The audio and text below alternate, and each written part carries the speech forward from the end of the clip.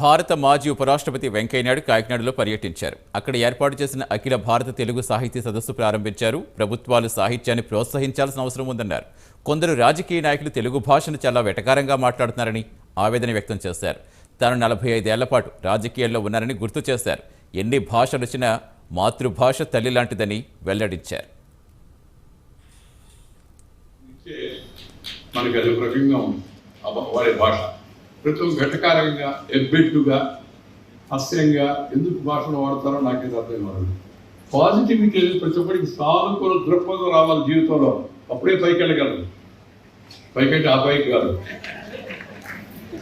అది స్థాయి. నన్ను ఎవరో ఒక అబ్బాయి అడిగారు, సార్ మీరు చెప్తా ఉన్నారు కానీ ఇంగ్లీష్ నేర్చుకోకపోతే ఇంగ్లీష్లో చదువుకోకపోతే పైకి పోలేవా సార్ అని. నేను అన్నాను, లేదు బాబు అంటే ఎవరు చెప్పారు? నేను భగవంతుడితో ఈ మధ్య ఐఎస్డీ చేసి మాడాను, అడిగాను ఆయన్ని, ఏమయ్యా నీ దగ్గర రావాలంటే ఏమైనా ఇంగ్లీష్ పెట్టుకుని రావాలంటే అదేం లేదు, ఎక్స్పైరీ డేట్ అయిపోతే ఎవడైనా సరే ఇదేంటో పైకి దానికి భాషతో సంబంధం చెప్పి, సార్ నేను అడిగింది అడిగాను సార్, పైకి అంటే పైకి సార్ అని నేను చెప్పే. భారత రాష్ట్రపతి మాతృభాష చదువుకుంది, పూర్వ రాష్ట్రపతి మాతృభాష చదువుకున్నాడు, దేశంలో ఉపరాష్ట్రపతిగా పనిచేసి నేను మాతృభాష చదువుకున్నాను, వీధి బళ్ళ చదువుకున్నాను. ప్రధానమంత్రి మోడీ గారు కాన్వెంటే చూడలా, ఆయన మాతృభాష చదువుకున్నాడు. సుప్రీంకోర్టు ప్రధాన న్యాయమూర్తిగా పనిచేస్తున్న తెలుగువాడు నూతనపాటి వెంకటరమణ